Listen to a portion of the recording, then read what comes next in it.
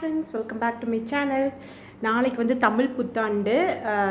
வீடெல்லாம் க்ளீன் பண்ணிகிட்ருக்கேன். இன்றைக்கி வந்து லஞ்ச்லேருந்து தான் நான் vlog எடுத்துகிட்ருக்கேன். வீடு இப்படி தான் இருக்குது. ஒவ்வொரு வேலையாக செஞ்சுட்டே இருக்கேன் நான். நேற்று கொஞ்சம் வேலை பார்த்தேன். இன்றைக்கி வந்து வீடெல்லாம் தொடச்சி விட்டு பெட்ஷீட்ஸ் எல்லாம் துவைக்கணும். இதுதான் எல்லார் வீட்லேயும் இன்றைக்கி வந்து சித்திரக்கணிக்கு மேக்ஸிமம் எல்லார் வீட்லேயும் இன்றைக்கி இந்த வேலை தான் பண்ணிகிட்ருப்பீங்கன்னு நினைக்கிறேன். நான் இடையில அடிக்கொருக்கா க்ளீன் பண்ணுறதுனால நிறையா வேலை இல்லை, ஒற்றை அடிக்கிற வேலையெல்லாம் இல்லை. சும்மா வீட்டை துடைச்சி விட்டுட்டு பெட்ஷீட் எல்லாம் துவைச்சி போட்டுட்டு விளக்கெல்லாம் கழுவி சாமி படமெல்லாம் துடைக்கிறேன். அந்த வேலை தான் செஞ்சிட்ருக்கேன். இன்றைக்கி டைம் பார்த்திங்கன்னா 11:30 ஆகிடுச்சு. துவைக்கிறதுக்கு மிஷின்லேயும் துவைச்சிட்ருக்கு. கூடவே லஞ்ச் வேலையும் செய்யலான்னு சொல்லிட்டு செஞ்சிட்ருக்கேன். இன்றைக்கி வந்து வெள்ளை பூசணிக்காய் போட்டு குழம்பு வைக்க போகிறேன். இப்போ சுடு சாப்பாடோட பிசைஞ்சு சாப்பிட்றப்ப இந்த வெள்ளை பூசணிக்காய் குழம்பு வந்து சூப்பராக இருக்கும். ரொம்ப சிம்பிளான ஒரு கிரேவி தான், டக்குன்னு செஞ்சிடலாங்க. அதுக்கு வந்து ஒரு மசாலா அரைக்கிறதுக்கு ஒரு பேனில் 2 ஸ்பூன் எண்ணெய் விட்டுட்டு கடலைப்பருப்பு 1 ஸ்பூன் போட்டு நல்லா பொரிய விட்டதுக்கப்புறமா ஒரு பெரிய வெங்காயத்தை கட் பண்ணி சேர்த்துட்டு கொஞ்சம் கருவேப்பில் 2 பழுத்த தக்காளியை வந்து உள்ளே சேர்த்துட்டு நல்லா வந்து குலைவாக வந்து வதக்கி எடுத்துருங்க. இந்த கிரேவி வந்து கண்டிப்பாக ட்ரை பண்ணி பாருங்கள். தயிரில் போட்டு வைப்பாங்க, மோர் குழம்புக்கும் நல்லாயிருக்கும். இந்த வெள்ளை பூசணிக்காய் இந்த மாதிரி குழம்பு வச்சு சாப்பிட்டாலும் நல்லாயிருக்கும். வெயிட் லாஸ் பண்ணுறவங்க கண்டிப்பாக இந்த வெள்ளை பூசணிக்காயை வாரத்துக்கு ஒரு 2-3 தடவை சேர்த்திக்கலாம். இப்போ நல்லா இது வணங்கினதுக்கப்புறமா ஒரு 4 காஞ்ச மிளகாய் சேர்த்துட்டு ஒரு 1/4 மூடி தேங்காய் வந்து சுருவி சேர்த்திருக்கேன். ரொம்ப தேங்காய் போட வேண்டாம். ரொம்ப தேங்காய் போட்டால் குழம்பு வந்து ஒரு மாதிரி ரொம்ப கெட்டியாகிடும். ஏன்னா ஏற்கனவே கடலைப்பருப்பும் போட்டிருக்கிறோம், அதனால் இவ்வளோ தேங்காய் போட்டால் போதும். இது நான் ஒரு நேரத்துக்கு அளவாக செய்கிறேன். எல்லாத்தையும் ஒரு வறுத்ததுக்கப்புறமா ஒரு 1.5 ஸ்பூன் வந்து சாம்பார் தூள் சேர்த்துக்கிறேன். நான் இது கடையில் வாங்கின சாம்பார் தூள் தான். நீங்கள் வீட்டில் அரைச்ச சாம்பார் தூள் இருந்தாலும் சேர்த்துக்கோங்க. காரம் வந்து உங்களுக்கு தகுந்த மாதிரி அட்ஜஸ்ட் பண்ணிக்கோங்க. இது அளவான காரம் தான் இருக்கும். காரம் ஜாஸ்தி வேணுன்னா அதுக்கு தகுந்த மாதிரி மிளகாயும் சாம்பார் தூளையும் கூடவோ குறைவோ சேர்த்து போட்டுக்கோங்க. இது நல்லா ஆற வச்சுட்டு நைஸாக வந்து மிக்ஸி ஜாரில் அரைச்சி எடுத்துக்கலாம். ரொம்ப டயர்டாக இருக்குங்க. இங்கே பயங்கர வெயில் மஸ்கட்டில். மாடிக்கு போய் பெட்ஷீட்ஸ் எல்லாம் காய போட்டு இடையில சமைச்சிட்டு ரொம்ப டயர்டாக தான் இருக்குது. இருந்தாலும் செஞ்சு தானே ஆகணும். இப்போ வந்து ஒரு பேனில் தேங்காய் எண்ணெய் விட்டுட்டு கடுகு, கருவேப்பில், பூண்டு ஒரு 10 பல் போட்டுக்கிறேன். சின்ன வெங்காயம் ஒரு 10 இதை பொடியாக நறுக்கி சேர்த்துக்கலாம். ரம்ஜான் டைமு ஹோட்டல்ஸும் இங்கே லீவு. இல்லைன்னா ஏதாவது பார்சல் வாங்கிக்கலான்னு நினச்சேன். பெருசாக ஒன்றும் கிடைக்காது, நம்ம சமைச்சு தான் ஆகணும். அதனால் இன்றைக்கி வந்து சிம்பிளாக இந்த வெள்ளை பூசணிக்காய் குழம்பு வச்சுட்டு பீட்ரூட் பொரியல், ரசம் வைக்க போகிறேன். முடிஞ்சால் அப்பளம் பொரிப்பேன். இது நல்லா இருக்குங்க. அப்பளம் வச்சு இந்த குழம்பு சாப்பிட்றப்ப சூப்பராக இருக்கும். நல்லா பச்சை வாசம் போகிற அளவுக்கு வந்து இந்த வெள்ளை பூசணிக்காவை வந்து வதக்கி விட்டுறணும் எண்ணெயில். கண்டிப்பாக இந்த கிரேவியை வந்து ட்ரை பண்ணி பாருங்களேன், அவ்வளோ சூப்பராக இருக்கும். சீக்கிரமாகவும் செஞ்சிடலாம். காய் நல்லா வணங்கினதுக்கப்புறமா நம்ம அரைச்சி வச்சுருக்கோம் இல்லைங்களா, அந்த வெங்காயம், தக்காளி, சாம்பார் தூள், மிளகாய் எல்லாம் போட்டு அதை வந்து சேர்த்துட்டு தாராளமாகவே தண்ணி விட்டுக்கலாம். ஏன்னா கடலைப்பருப்பு போட்டிருக்கறனால குழம்பு கெட்டியாகும். அந்த மிக்ஸி ஜாரையும் கழுவி அதில் இருக்க தண்ணி விட்டுக்க ஓரளவுக்கு தண்ணியான கன்சிஸ்டன்சியில் கலக்கி வைங்க. ரொம்ப கெட்டியாக வச்சா குழம்பு ரொம்ப கெட்டியாயிடும். இப்போ இதுக்கு தேவையான உப்பு போட்டு ஒரு 10 நிமிஷம் கொதிச்சா போதும். காய் வந்து சீக்கிரமாக வெந்துடும். பார்த்தீங்களா, இந்த அளவுக்கு நான் கலந்து வச்சுருக்கேன். கரெக்டாக 10 நிமிஷம் கொதிக்கிறப்ப குழம்பு வந்து கரெக்டான கெட்டி பதம் கிடைக்கும். ரொம்ப தண்ணி கம்மியாக வச்சோம்னா குழம்பு கொதிக்கிறப்ப ரொம்ப சுண்டி போயிடும்.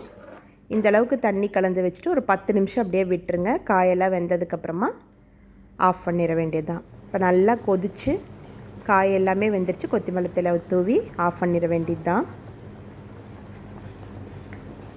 கிரேவி வச்சுட்டேன், பொரியல், ரசம் எல்லாமே செஞ்சுட்டேங்க. டைம் பார்த்திங்கன்னா 1 மணி ஆகிடுச்சு. நான் இனி லஞ்சு சாப்பிட்டுட்டு தான் வேலையை வந்து கன்டினியூ பண்ண போகிறேன். ஏன்னா பசி ஆகிடுச்சு. பீட்ரூட் பொரியல், ரசம், அதுக்கப்புறம் இந்த வெள்ளை பூசணிக்காய் குழம்பு, இதுதான் இன்றைக்கி எங்கள் வீட்டில் லஞ்சு. ஆல்மோஸ்ட் எல்லா வேலையெல்லாம் முடிச்சுட்டு மாடியில் கொண்டு போய் காய போட்டேன். டைம் பார்த்திங்கன்னா 5:30 மணி ஆகிடுச்சுங்க. நான் லஞ்செல்லாம் சாப்பிட்டு முடிச்சுட்டு அதுக்கப்புறம் நான் வீடியோ எடுக்க முடியல, பயங்கர டயர்டு. ஏன்னா வெயிலில் வேர்த்து வர்றதுலேயே வந்து ரொம்ப கஷ்டமாக இருக்குது. இங்கே வெயிலுக்கு தாங்கவே முடியாத அளவுக்கு வெயிலாக இருக்குங்க. எல்லா வீடுமே வந்து ஃபுல்லாக தொடச்சி க்ளீன் பண்ணி பெட்ஷீட்ஸ் எல்லாமே மாற்றி விட்டாச்சு.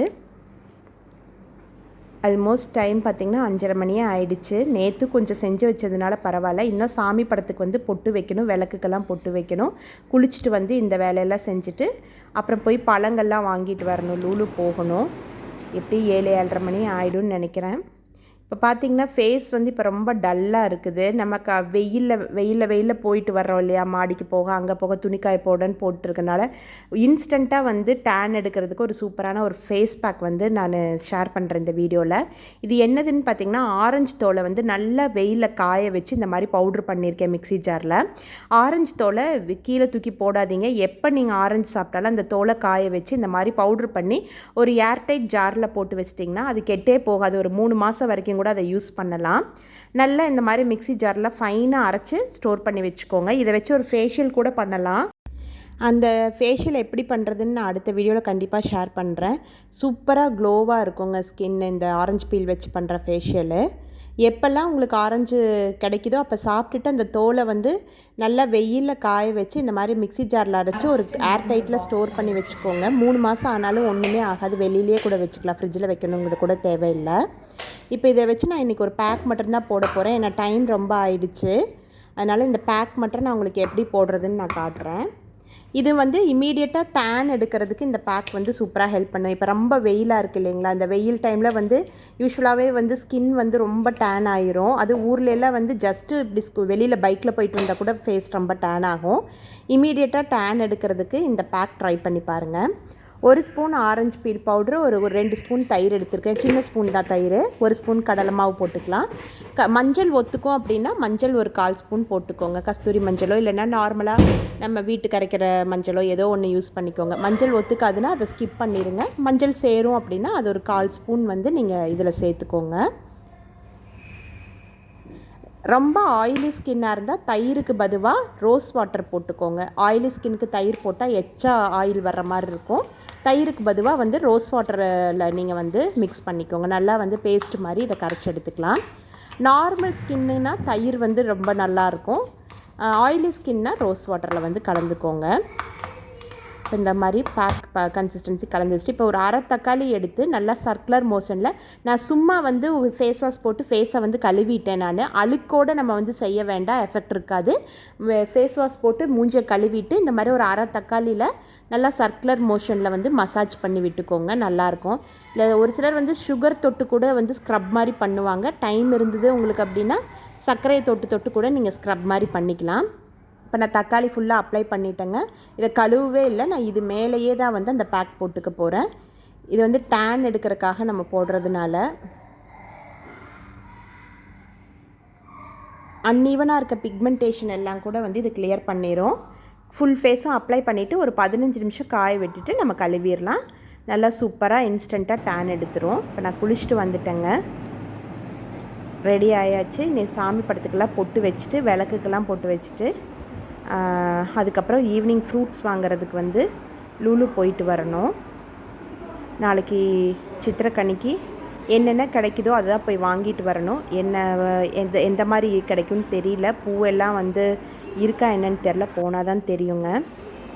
சாமி படம் எல்லாமே நான் வந்து பொட்டு வச்சுட்டேன். நான் வந்து முருகன் தான் வந்து ரொம்ப முருகரை தான் வந்து விரும்பி கும்பிடுவேன் நான். எனக்கு இதுக்கு பின்னாடி ஒரு பெரிய ஒரு நம்பிக்கை இருக்குது. அது நான் இன்னொரு வீடியோவில் கண்டிப்பாக ஷேர் பண்ணுறேன். எதுக்கப்புறமா வந்து ஒரு இன்சிடெண்ட்டுக்கு அப்புறமா தான் நான் வந்து முருகனை வந்து கும்பிட ஆரம்பித்தேன்.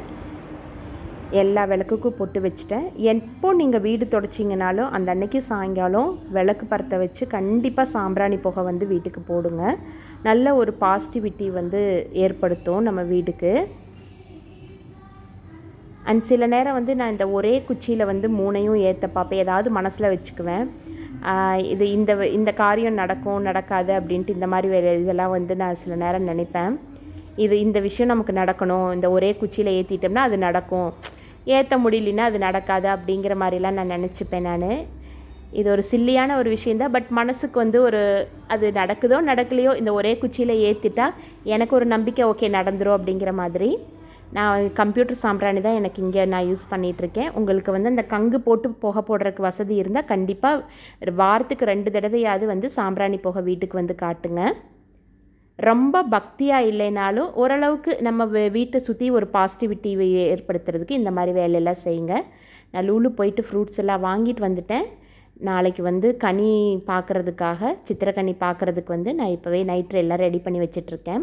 சாமி டேபிள் வந்து ரொம்ப குட்டிங்க, அதனால் நான் வந்து பசங்களோட ஸ்டடி டேபிளில் தான் வந்து அரேஞ்ச் பண்ணி வைக்கிறேன். எப்போவுமே வருஷம் நான் வந்து இந்த மாதிரி தம்பியோட டேபிளில் தான் வந்து அரேஞ்ச் பண்ணி வைப்பேன். கண்ணாடி வச்சாச்சு. கண்ணாடிக்கு ஒரு பொட்டு வச்சு செயின் போட்டு விட்டுட்டேன். உங்களுக்கு எந்த சாமி இஷ்டமோ அதை வந்து வச்சுக்கோங்க. நான் வந்து எல்லாருக்கும் பொதுவான முதற்கண் கடவுள் விநாயகரை வந்து வச்சுருக்கேன். இன்றைக்கி பார்த்திங்கன்னா மாப்பழா வாழை இதுதான் முக்கியம். பட் பலாப்பழம் வந்து ஆரஞ்சு கலரில் இருந்துச்சு. ஒரு 4-5 சொலை தான் இருக்கும் போல இருக்குது. 2.5 ரியால் பக்கம் போட்டிருந்தாங்க. அதனால் நான் வாங்கலை. மற்ற ஃப்ரூட்ஸ் எல்லாம் ஓரளவுக்கு கிடச்சிது. கிரேப்ஸு, பைனாப்பிள், ஆப்பிள், ஆரஞ்சு, மாம்பழம் இது மாதிரி. உங்களுக்கு என்ன இந்த பழங்க தான் வைக்கணும்னு இல்லைங்க. மினிமம் ஒரு 3 பழம் வச்சா கூட போதும்.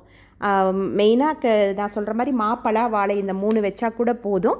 அதுக்கு மேலே உங்களுக்கு வைக்கிறதுக்கு பிரியம் இருந்தால் நம்ம வந்து எத்தனை கனி வேணாலும் வச்சுக்கலாம். ஆனால் ஈவன் நம்பரில் வைக்கக்கூடாது, ஆட் நம்பரில் வச்சுக்கோங்க. 5 பழம், 3, 5, 7, 9 அப்படிங்கிற மாதிரி கவுண்டிங்கில் வந்து நம்ம வந்து பழங்களை வந்து அரேஞ்ச் பண்ணி வச்சுக்கலாம். நான் வந்து எப்பவுமே இந்த மாதிரி தாங்க அரேஞ்ச் பண்ணி வைப்பேன். ஒரு சிலர் வந்து காய்கறிகள்லாம் கூட வைப்பாங்க. காய்கறிகள் வைப்பாங்க, தானியங்கள் வைப்பாங்க, அந்த மாதிரி வைப்பாங்க. நான் இந்த 5 பொருள் தான் வைப்பேன். சர்க்கரை, உப்பு, அரிசி, பருப்பு, மஞ்சள் இதுதான் வந்து எப்போவுமே நான் வைப்பேன். அரிசியில் வந்து அன்னபூரணி சிலை இருந்தால் கண்டிப்பாக அன்னபூரணி வந்து வச்சுக்கோங்க, நல்லதுன்னு சொல்லுவாங்க. பணம், காசு, தங்கம், வெள்ளி இந்த மாதிரி அவங்கவுங்க சௌரியப்படுற மாதிரி சித்திரக்கனிக்கு வந்து அரேஞ்ச் பண்ணுவாங்க. நான் இந்த மாதிரி தான் வச்சுருக்கேங்க. இந்த 5 இது வச்சுட்டு கொஞ்சம் பணம் வச்சுட்டு அதுக்கப்புறம் வந்து தங்க நகைகள், செயினோ ஏதோ ஒரு சின்ன தங்கம், ஒரு குண்டுமணி தங்கமாவது வைக்கணும்னு சொல்லுவாங்க. சின்ன தோடு இருந்தால் கூட நீங்கள் வந்து ஒரு சின்ன பிளேட்டில் ஒரு 4-5 சில்லற காசு வச்சு அதில் வந்து வச்சுருங்க. 2 விளக்கு அரேஞ்ச் பண்ணிவிட்டு கந்த சஷ்டி புக்கும் வச்சுருக்கேன். அவ்வளோதான். என்னுடைய சித்திரக்கனிக்கு வந்து இப்படி தான் வீடெல்லாம் க்ளீன் பண்ணி நான் அரேஞ்ச் பண்ணியாச்சு.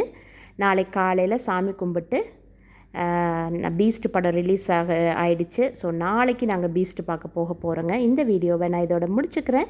இன்னொரு வீடியோவில் உங்கள் எல்லாரையும் பார்க்குறேன். நீங்களும் உங்கள் சித்திரக்கனியை எப்படி செலிப்ரேட் பண்ணிங்கன்னு மறக்காமல் கமெண்ட் பண்ணுங்கள். அப்படியே மறக்காமல் நம்ம சேனலுக்கு சப்ஸ்கிரைப் பண்ணி சப்போர்ட் பண்ணுங்கள். Bye bye.